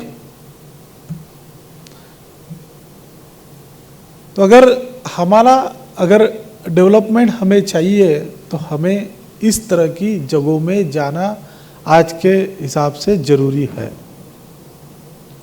हम पीछे अगर ऐसा ही रहेंगे तो हो सकता है कि हमारी जो प्राचीन सभ्यता थी, हमारे जो प्राचीन धर्म ग्रंथ थे जो महिलाओं को अधिकार नकारते हैं, उस तरह की स्थिति इस स्वतंत्र भारत में भी आ सकती है। तो क्या हमें आज सिर्फ महिला दिन का उत्सव ही मनाकर शांत बैठना चाहिए क्या? जो हमारी दीदी है, हमारी खास स्टूडेंट भी रही है, स्मिता है, रात दिन संघर्ष कर रही है, मैं देख रहा हूं रोज। ये एक महिलाओं के लिए संघर्ष नहीं कर रही, या कोई एक व्यक्ति के लिए खुद के लिए संघर्ष नहीं कर रही। बाबा साहब का भी जो संघर्ष था कोई एक व्यक्ति के लिए नहीं था, वो संघर्ष था इस व्यवस्था परिवर्तन के लिए। जो असमानता है इस समाज में हजारों साल से बनी है, उस असमानताओं को दूर करके सोशल डेमोक्रेसी की बाबा साहब बात करते, जिसमें समता हो, बंधुता हो, न्याय हो और सबको बराबर का अधिकार हो, चाहे वो संपत्ति का अधिकार हो, चाहे वो पढ़ने लिखने का अधिकार हो, क्योंकि इस देश में हजारों सालों से इस अधिकार से महिला हो चाहे दलित वर्ग के लोग हो, इनको नकारा गया था। और ये नकारने के वजह से जो स्थिति समाज में इसकी होनी चाहिए वो स्थिति नहीं बन पाई। इसके लिए ये वर्ग जवाबदारी नहीं है, तो उनको अधिकार ही नहीं था। हजारों साल जिनको पढ़ने का ही अधिकार नहीं था, तो पढ़ लिख के कहाँ जाएगा, कब पढ़ेगा? जिनको संपत्ति खुद के पास रखने का ही अधिकार नहीं था, तो वो कैसे अपना डेवलपमेंट करेगा? जिसको समानता का अधिकार नहीं था, तो भाई कोई जो बड़ा आदमी है, जो अपर क्लास में पैदा हुआ है, उसी को सारे अधिकार थे। तो अभी अभी तो हमारी संविधान के बाद में शुरुआत हुई है, वो भी हमें देना नहीं चाहते। हमारी जो भागीदारी है, जो दलित वर्ग है, महिला है, इसकी भागीदारी तो हम मांग रहे, हमारा अधिकार मांग रहे संविधान के माध्यम से, वो भी हमें देना नहीं चाहते। तो हमारा डेवलपमेंट कैसा होगा? क्या इस देश के नागरिक हम नहीं है?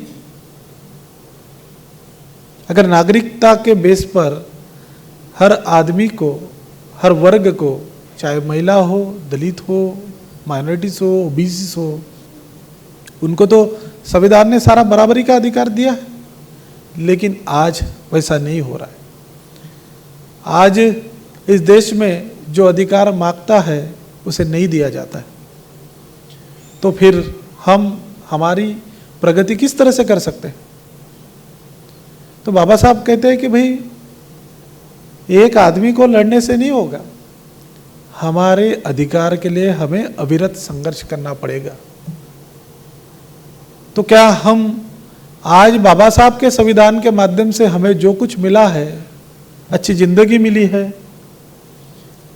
इंसान समझते हैं हमें थोड़ा सा, अभी भी नहीं समझते हैं लेकिन थोड़ा समझते हैं, वो संविधान के माध्यम से हमें जो मिला है, कुछ नौकरियां भी मिली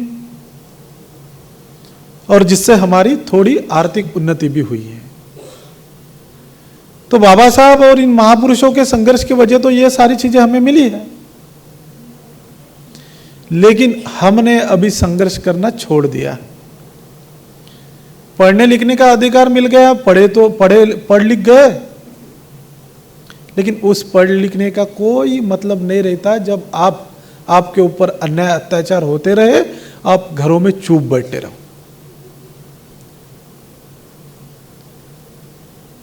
तो बाबा साहब के संघर्ष का क्या फायदा रहा? अगर उन्होंने संघर्ष नहीं किया रहता तो हमें इस तरह का जीवन नहीं मिलता था। अगर इस जीवन को हमें नहीं मिलता था तो शायद हम इस जगह में बैठने के काबिल भी नहीं होते थे। तो क्या उन महापुरुषों के संघर्ष को हमें इस तरह से व्यर्थ जाने देना चाहिए? कि उस महापुरुषों ने जिस संघर्ष को जिस जगह पे लाया था, उस जगह से हमें आगे बढ़ाने की कोशिश करनी चाहिए, न कि पीछे लाने की। तो क्या हम उस तरह की बात करते हैं जिसे हमें सब कुछ मिला है, मान मिला है, सम्मान मिला है, सारी चीज़ें मिली है, तो आज उस चीज़ों को आगे बढ़ाने की कोशिश करना चाहिए। मुझे लगता है कि ये काम महिला सशक्तिकरण संघ जिस दिन स्थापन हुआ उस दिन से कर रहा है, मैं देख रहा हूँ। तो मुझे खुशी है कि महिलाओं के सम्मान के लिए, बाबा साहब के कार्य को आगे बढ़ाने के लिए, हमारे महापुरुषों का कार्य को आगे बढ़ाने के लिए महिला सशक्तिकरण संघ पूरे जोर शोर से काम कर रहा है। और मुझे खुशी है कि इस संघ में काफ़ी सारे प्रोग्राम हर साल होते हैं।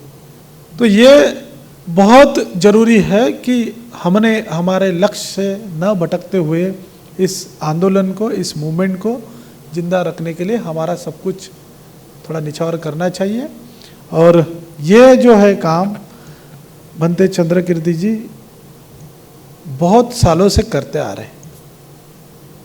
जब ये सशक्तिकरण संघ नहीं था तब भी मैं उनको जानता था, उसके पहले भी काफ़ी साल पहले मैं उनको जानता था। वो दिन रात लगे हैं, इस समतामूलक समाज का निर्माण करने में दिन रात लगे हैं। तो उनके हाथ भी हमें मजबूत करना चाहिए, चाहे वो किसी माध्यम से हो। और ख़ास कर मैं आज सभी हमारे उषा ताई है, सभी महिलाओं का तहे दिल से धन्यवाद देता हूँ कि इस तरह का प्रोग्राम वो हर साल करते हैं। और हमारे महिलाओं का भी कुछ अवार्ड सेरेमनी यहाँ है, उन सभी का मैं तहे दिल से बहुत बहुत अभिनंदन करता हूँ और अपनी बात को यहीं पे समाप्त करता हूँ। धन्यवाद। जय भीम, नमो बुद्ध। तुम्हाला माहिती आहे कुठल्याही देशाची प्रगती ही शिक्षणाशिवाय होणे शक्यच नाही। आत्ता ह्या नीलमताईंनी सांगितलं, अक्षरशः माझ्या डोळ्यात अश्रू आले की खरोखर स्त्री ही स्वतःतल्या सुप्त गुणांना ओळखत नाही, फक्त आपलं बाहेरील सौंदर्य आपण कसं रखरखीत ठेवावं आणि त्याच्यामुळे आपण परिपूर्ण आहोत, हा त्यांचा मधला जो उनमें जो ये है, क्या बोलते हैं उसमें, गलत फहमी है, उसको दूर करना है। आप ये जानते हो, आप सोचते होगे कि एक महिला कुछ नहीं कर सकती है, बस हमें किसी का सपोर्ट चाहिए। No, I am a single lady. आज मैं परिवार, मेरे 2 बच्चे हैं, उनका भी परिवार का मैं पूरा पालन पोषण करती हूँ। उसके साथ साथ डॉक्टर बाबासाहेब आंबेडकर ने कहा था की समाजाची प्रगती ही महिलांची प्रगती झाल्याशिवाय होणार नाही, कुठल्याही देशाची प्रगती। आणि महिलांनी आपापल्या क्षेत्रामध्ये समोर जाऊन प्रत्येक स्त्रीला आत्मसंरक्षित तसंच सन्मानित करायला पाहिजे। उसका जो कॉन्फिडेंस लेवल है वो उसको बाहर लाना चाहिए। ये कब होगा, ये सब नीलम ताई ने बताया, मुझे बताने की ज़रूरत नहीं। बस मैं इतना ही आपको चाहूँगी कि आप अपने हिडन टैलेंट को बाहर लाइए। बिल्कुल, जब आप एक उंगली दूसरे के तरफ दिखाते हो तो 4 उंगली अपने ऊपर है। Just improve yourself first, then point out others. Means न impossible, nothing is impossible. Impossible में आप I am possible for everything ढूंढिए। मैं कर सकती हूँ तो आप क्यों नहीं कर सकते हैं? नीलम कर सकती है, इतने सारे जो भी हमारे डॉक्टर बाबा साहेब आम्बेडकर के विचारों पर धम्म के प्रसार में कार्य रहते, तो आप क्यों नहीं कर सकते? आप में भी वो जागृति लाना चाहिए, आप में भी वो बल लाना चाहिए। इतनी सारी महिलाएं जो हुई है, अभी अभी उदाहरण दिए हैं, तो फिर आप उस शक्ति को क्यों, आंतरिक शक्ति को बाहरी शक्ति को लाने में असमर्थ है? ये जरा सोचिए। सोचेंगे कि नहीं? ये आत्मशक्ति अंदर से लाइए। मैं एक 4 लाइन बोलूंगी। सुन भारत की नारी, सुन भारत की नारी, अब नहीं है तू बेचारी, अब नहीं है तू बेचारी, हार न मान न लेना तू, हार मान न लेना तू, तुझे तो अब ये जंग है रखना जारी, ये रखना है जंग जारी। ये अपने आत्मविश्वास को बाहर लाइए। अपने परिवार, अपने फैमिली को कैसे आगे बढ़ाना चाहिए, उसमें आपको बाबा साहब के प्रिंसिपल्स, भगवान गौतम बुद्ध का धम्म, संविधान, ये बताइए। आप जब आत्म संरक्षित होगी तभी आपका फैमिली, आपका परिवार पूरा संरक्षित होगा, सुशिक्षित होगा और समाज में आपको बराबर न्याय, हक मिलेगा। तो यही एक है कि मैंने भी ठान लिया कि मैं अपना mission self defence for teenagers for women's empowerment चलाती रहूँगी। और मेरी तरफ से इंटरनेशनल विमेंस डे के अवसर पर नेशनल बुद्धिस्ट विमेंस कॉन्फ्रेंस आज जो इस doctor Baba Saheb Ambedkar convention centre में आयोजित किया है, मेरी तरफ से मैं अपने कमाई का 1/4 ज़रूर आपके इसलिए दूंगी, ये मैं आपसे प्रॉमिस करती हूँ। मैं हमेशा हर एजुकेशन फील्ड में जाकर बच्चों को प्रवृत्त करने के लिए उनको मेरिटोरियस अवार्ड देती हूँ। संविधान क्या है, जो संविधान लिखेगा, बताएगा, उसके लिए भी मैं प्राइजेस अनाउंस करती हूँ। 14 अप्रैल डॉक्टर बाबा साहेब आम्बेडकर की जयंती के ऊपर भी मैं अच्छे स्पीच, अच्छा भाषण देने वालों को उत्स्फूर्त करने के लिए भी उनको मैं प्रेरित करती हूँ, बताती हूँ, जाती हूँ। बस आप एक कदम आगे रखिए और देखिए डॉक्टर बाबा साहेब आम्बेडकर ने जो सपना देखा था वो सच होने में हमें बिल्कुल समय नहीं लगेगा। और इसीलिए कि खोल दे पंख तू ले ऊंची उड़ान, खोल दे पंख तू ले ऊंची उड़ान, कर हौसलों को बुलंद तू, कर हौसलों को बुलंद तू, छूले आसमान, छूले आसमान। Thank you so much. तो साथियों, महिलाओं में बहुत बड़ी शक्ति होती है। आपको पता है कि अगर हम लोग इतिहास में गए तो इतिहास में महिलाओं ने कितना बड़ा रिवोल्यूशनरी कार्य किया है। हड़प्पा संस्कृति की आपको इतिहास पता होगा। हड़प्पा संस्कृति में तो महिलाओं के नाम से वंश चलता था। आज जैसे हम लोग अपने फादर का नाम लिखते हैं, तो उस समय पे जबकि ऐसी सिचुएशन थी कि स्त्री पुरुष समानता का शब्द तक नहीं था, लेकिन वैदिक संस्कृति में एक ऐसा समाज था जहाँ पे हड़प्पा संस्कृति थी और वहाँ पे इक्वालिटी हुआ करती थी। महिला के हाथ में इस देश की सत्ता रहती थी। इसका मतलब ऐसा नहीं कि वो पुरुषों के ऊपर अत्याचार करती थी, कतई नहीं। तो ऐसी सुंदर भी संस्कृति हम लोगों ने देखी। फिर महिलाएं युद्ध करती थी। अगर प्राचीन काल का हम लोगों ने इतिहास देखा तो महिला युद्ध करती थी, आर्ग्यूमेंट करती थी, डिबेट करती थी और उसमें विजय भी वह महिला प्राप्त करती थी। युद्ध खेलती थी और उसमें भी विजय प्राप्त करती थी। इतना ही नहीं, हमारा कृषि प्रधान देश हम लोग कहते हैं, उस कृषि प्रधान उस खेती का रिसर्च भी नैऋत्य नाम के महिला ने किया है। तो समझो कितना पोटेंशियल, कितनी एम्पावर हमारी महिला होगी। तो क्या हुआ अचानक से कि इतनी जो सबला एम्पावर रहने वाली महिला एकदम से दासी बन गई, अबला हो गई। तो साथियों, बहुत इतिहास में नहीं जाऊंगी, जो बाहर से लोग आए उनको ऐसा लगा बाप रे, यहाँ की सत्ता महिलाओं के हाथ में है, युद्ध खेलती है, और तभी से उसका शोषण होना, उस पर उत्पीड़न होना शुरू हुआ और तब से उसको दासी बनाना शुरू हुआ। लेकिन एक ऐसा समय था जो अगर हम लोग तथागत बुद्ध के धम्म का अगर स्टडी करते हैं तो तथागत धम्म ने ही महिलाओं को समानता प्रदान की धम्म में। तो ऑब्वियसली जिस धम्म में समानता प्राप्त होगी तो महिला वहीं पे जाएगी कि नहीं। तो इतने सारे हजारों के लाखों के तादाद में महिला जाने लगी तो उनको रोकने के लिए क्या आई, क्या निर्माण हुई? मनुस्मृति, जिस मनुस्मृति ने हजारों हमारी जनरेशन बर्बाद की, वह समय अभी आने वाला है। 12 अध्याय आहे, लेकिन एक एक अध्याय 2,500 हजार ओळींचा आहे मनुस्मृतीचा। साहिर लुधियानवी फार चांगले म्हणतात, औरत ने जन्म दिया मर्दों को, औरत ने जन्म दिया मर्दों को, मर्दों ने उसे बाजार दिया, जब जी चाहा कुचला मसला और जब जी चाहा दुत्कार दिया। इस बात का अर्थ ऐसा है कि मनुस्मृति में जो लिखा था, जो गुलामगिरी लिखी थी, यानी महिला यानी सिर्फ ये भोगने वाली वस्तु है, ये सिर्फ उपभोग की एक चीज है जिसको चप्पल तक पहनने का अधिकार नहीं था। ऐसे महिलाओं के लिए संघर्ष हमारी महानायिकाओं ने किया। जब तथागत का जब बुद्ध का धम्म का हम लोग दौर लेते हैं तो महाप्रजापति का उदाहरण, किसी भी मैं अगर महिला परिषद में जाऊँ, हमारी यंगस्टर लड़कियां वहाँ पे रहती है, मैं यह उदाहरण बताना कतई नहीं भूलती।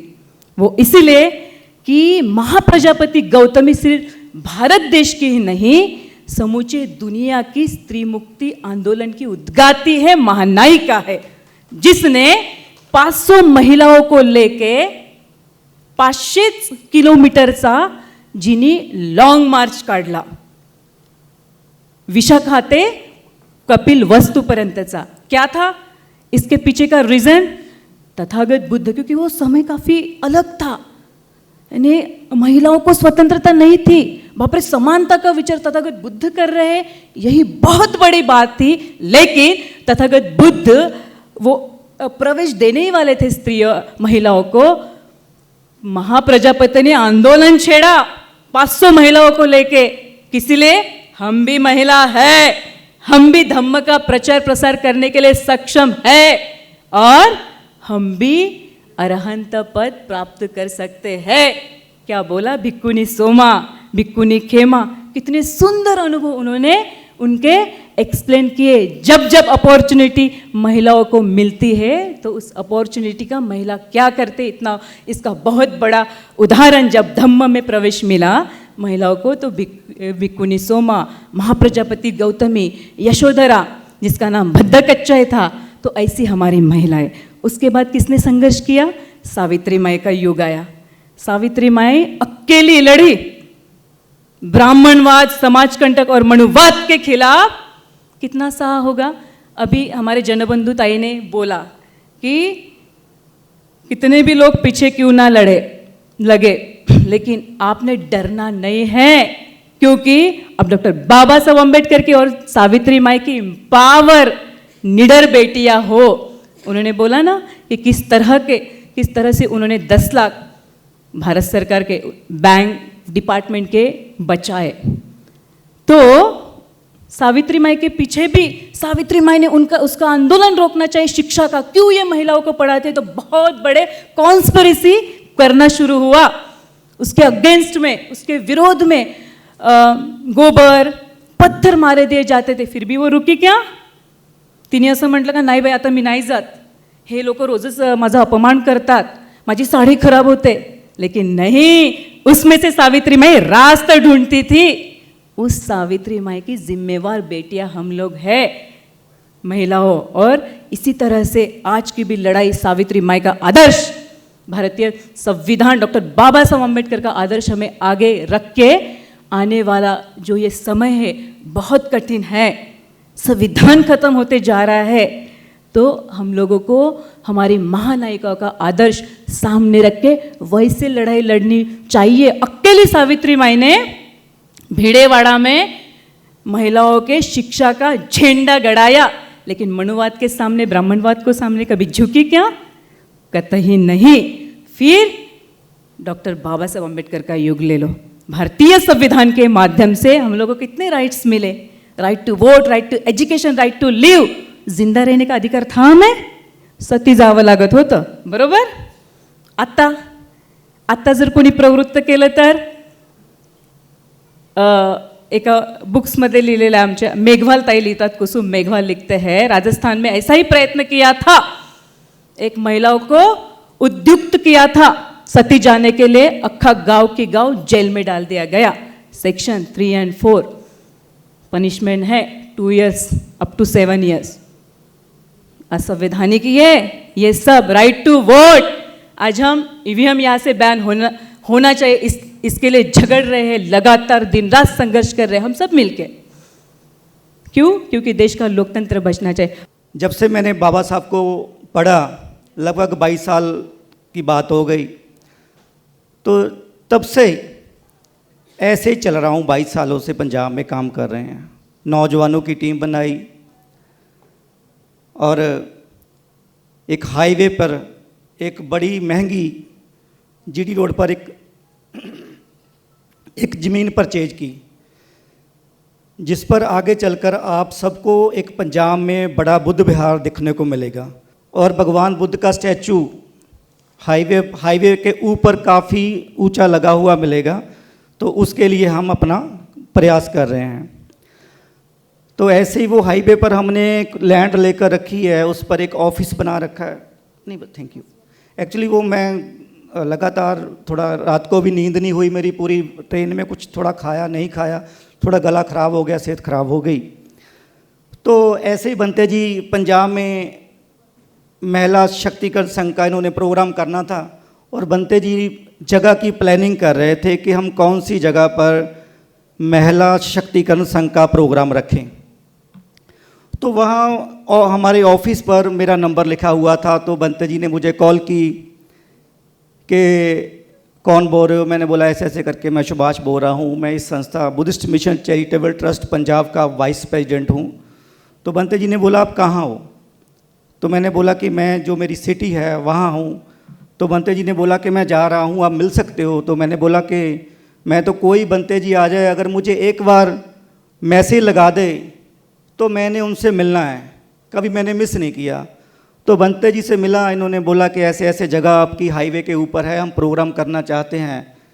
तो मैंने बोला कि अभी तो वहाँ कुछ बना नहीं है, जैसे जहाँ पूरा ऑडिटोरियम बना हुआ है, चेयरें लगी हुई है, मंच सजा हुआ है। तो बनते जी ने बोला नहीं यहीं करना है। तो मैंने बोला अगर आपका मन है इसी जगह पर करने का तो इसी जगह पर करेंगे। और बड़ी खुशी हुई, 2 दिन का प्रोग्राम चला और 2 दिन के प्रोग्राम में काफ़ी दूर दूर से लोग आए, कई दम बंधु दम बहनें हमारे संपर्क में आए, दूर दूर तक संस्था की बात चली और आगे चलकर बनते जी के मैंने काफ़ी प्रोग्राम अटेंड किए। और सबसे मुझे जो अच्छी बात लगी महिला शक्तिकरण संघ की, कि महिलाओं को जब तक हम घरों से, जो घर की हमारी बाउंड्री है, उनको वहाँ से हटाकर जब तक हम आगे मिशन और दम के कामों में नहीं लगाएंगे, मुझे लगता है कि भारत में दम नहीं फैलेगा। ये एक कौड़ा सच है, एक कड़वा, मैं पंजाबी का लफ्ज़ फिर यूज़ कर गया, ये एक कड़वा सच है। बहुत वक्ताओं की बातें सुनी मैंने, तो मैं मन ही मन ये बात सोच रहा था कि मुझे लगता है कि आज शायद किसी मर्द को टाइम मिल जाए तो हम भी अपने मन की बात कर लें, क्योंकि जहाँ तक तो पीटने की बातें भी होने लगी मन से। तो चलो, मुझे अब अपने मन की बात करने का समय मिला।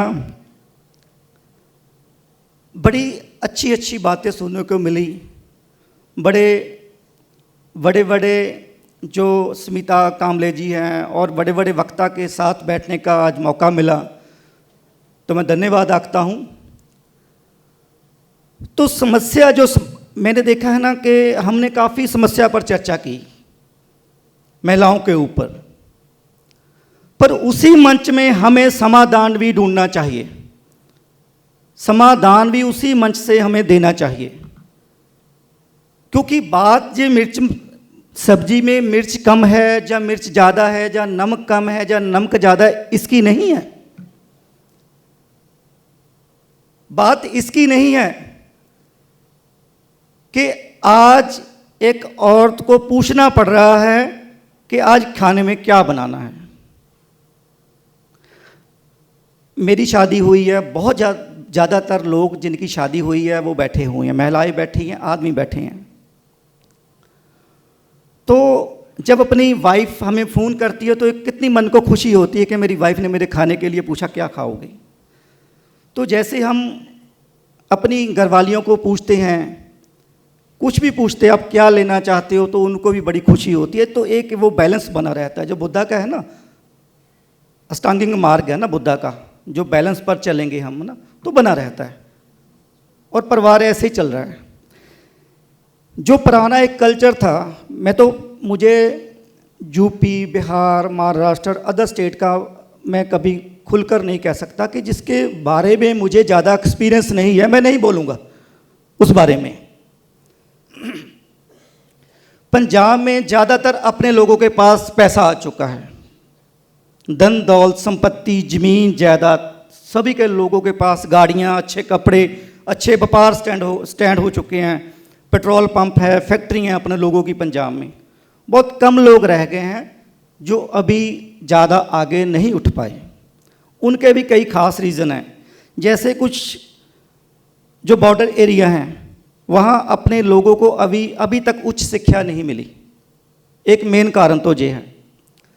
दूसरा कारण ये है कि जो दुआबा बेल्ट है, ये बहन जी तो पंजाब में काफ़ी एक्टिव है, मैंने सोशल मीडिया के माध्यम से इनसे मिलता रहता हूँ, इनकी वीडियो देखता रहता हूँ। बनते जी घूमते रहते, इनको भी पता होगा। जो दुआबा मीन्स जो जलंधर का एरिया है ना, उसे दुआबा बोलते हैं। पंजाब में 4 बड़े दुआबा, माझा, मालवा। तो जो दुआबा बेल्ट है ना हमारी, तो उसमें ज़्यादातर लोग विदेश गए। जैसे मेरे फादर पहले मेरे बचपन में विदेश चल गए, तो हर घर में 2 या 3 लोग विदेश चले गए। पंजाब में खूब पैसा आया अपने लोगों के पास। तो मुझे पंजाब में ये समस्या डिस्क्रिमिनेशन औरतों के साथ मर्दों की ये देखने को मिलती है बहुत कम।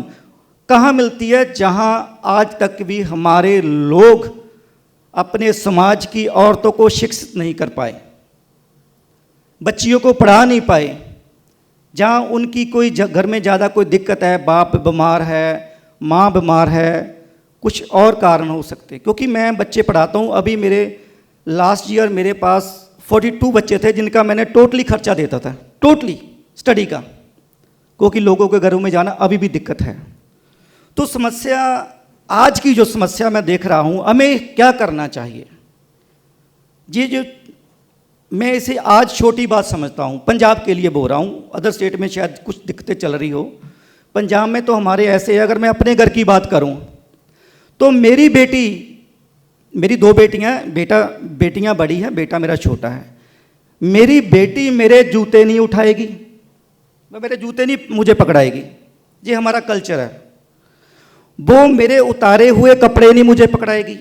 मान लीजिए मैंने कपड़ा एक बार रख दिया, वो गंदा है, वो नहीं पकड़ाएगी। वो जो मेरी अलमारी है उसमें हाथ नहीं मारेगी। हम उनकी रिस्पेक्ट करते इतनी ज़्यादा। औरत की देन हम दे नहीं सकते। हम इतना ज़्यादा उनको महत्व देते हैं कि हम उनको अपने कपड़े तक को ऐसे लगता है कि नहीं, हमारे अगर गंदे कपड़े या जूते हैं तो आप पूजनीय हैं हमारे लिए, क्योंकि मुझे उस माँ ने जन्मा है जिसकी बदौलत आज मैं आपके बीच में खड़ा हूँ। तो औरत का मैं ऋणी हूँ। औरत की देन कोई नहीं दे सकता। इस औरत ने राजाओं को जन्मा, इस औरत ने पूजनीय बाबा साहब को जन्म दिया। कितने महापुरुष हुए जिनको औरत ने जन्म दिया। तो आज जो होना चाहिए, क्योंकि मैंने कई बार देखा है पंजाब में काम करते हुए, आजकल मैंने काम किया, कई मेरे दोस्त बने पंजाब में, कई लड़के, तो वो कल्चर एक ऐसा चल पड़ा कि मान लीजिए बाबा साहब की एक बुक पढ़ ली, एक बुक बुद्धा की पढ़ ली, तो भैया मुझे तो बोलने का समय चाहिए। अगर आपने बुलाया है तो मैं तो बोलूँगा, अगर आपने मुझे नहीं बोलने का समय दिया तो मैं मंच से उठकर चले जाऊँगा। काम नहीं करना, बस स्पीच स्पीच स्पीच स्पीच। तो मैंने इस समस्या को लेकर अपने दोस्तों के साथ, जो मेरी टीम है, मैंने बोला ऐसे तो बात नहीं बनेगी।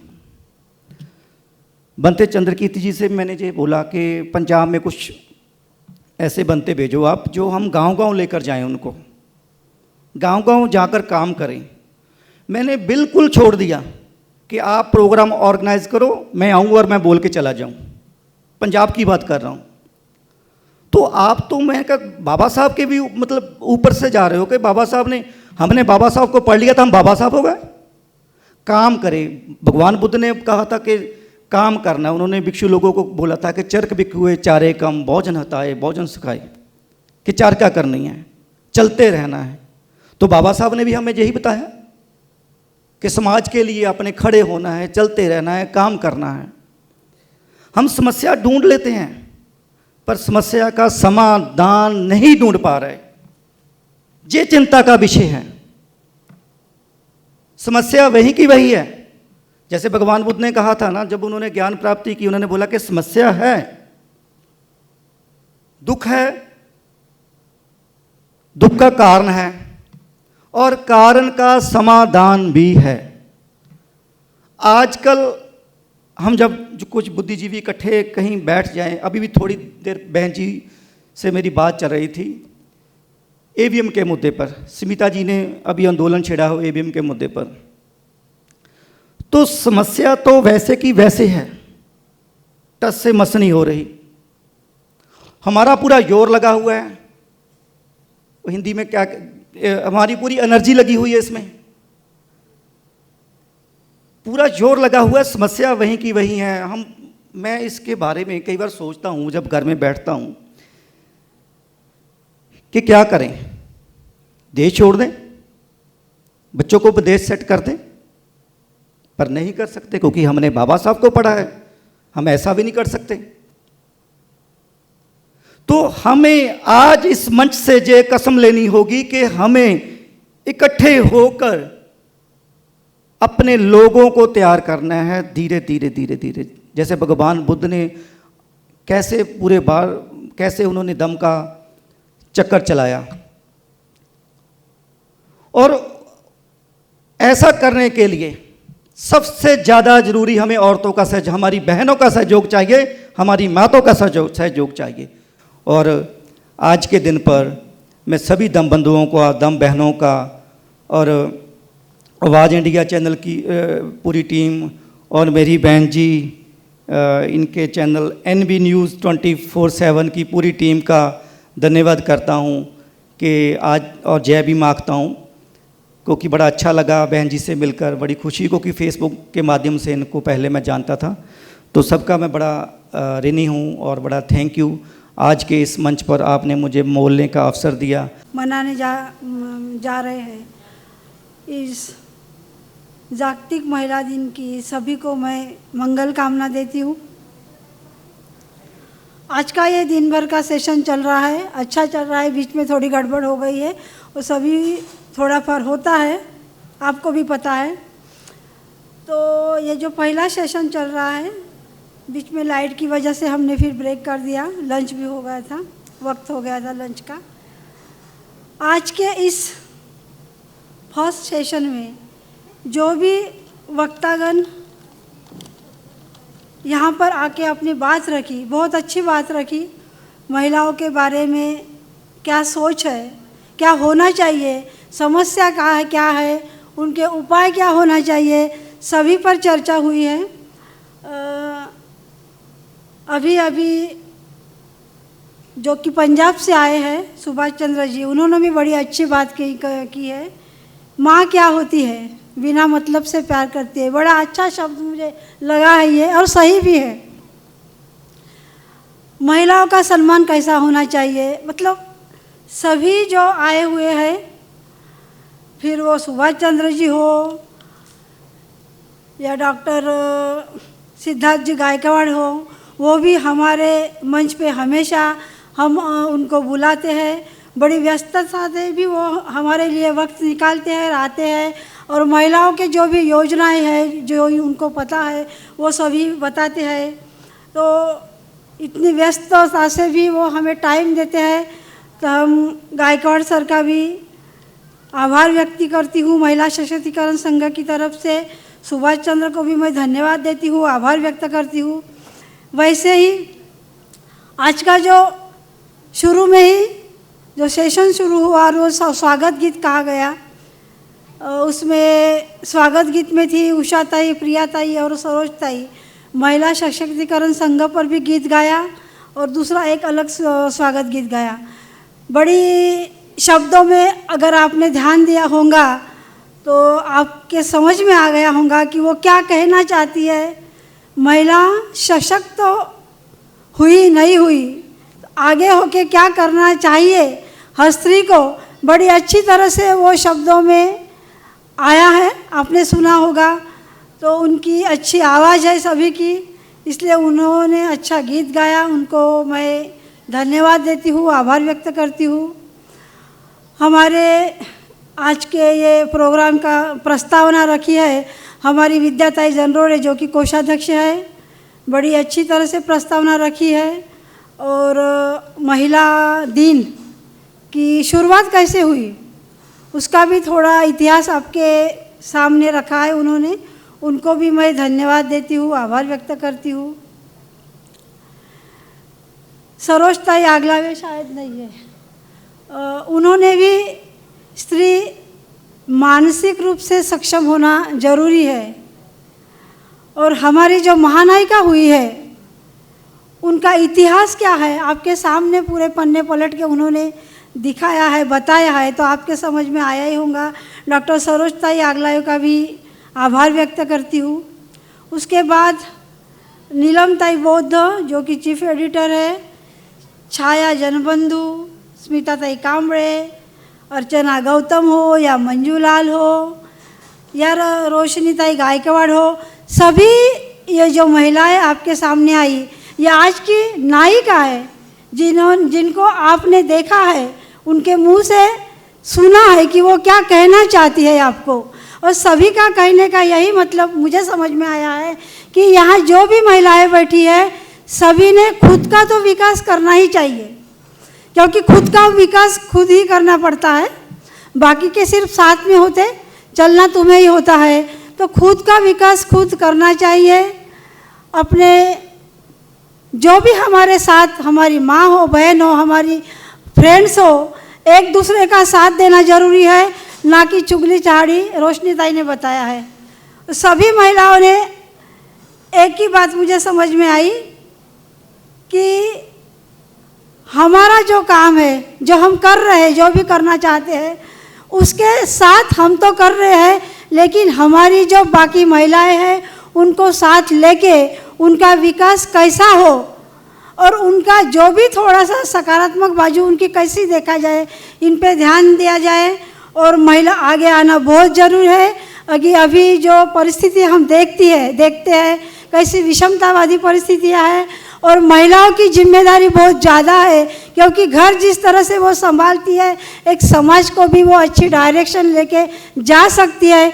इसलिए आज महिला दिन बड़ी उत्साह से मनाते हुए सभी आज की जो नायिका ने आपके सामने बात रखी है, सभी का तहे दिल से मैं आभार व्यक्त करती हूँ, उन्हें धन्यवाद देती हूँ।